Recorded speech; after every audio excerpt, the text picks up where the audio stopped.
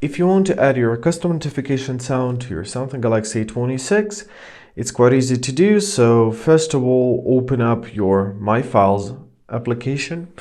Now let's press on Eternal Storage and let's tap here near Essentials.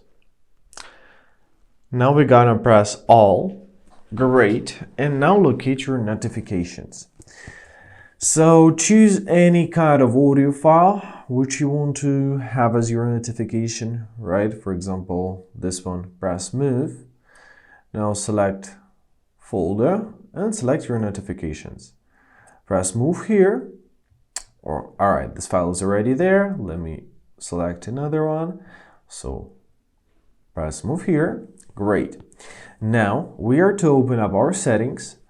Scroll down to your Sound and Vibration tab, choose Notification Sound, and scroll down to the top to see Custom ones.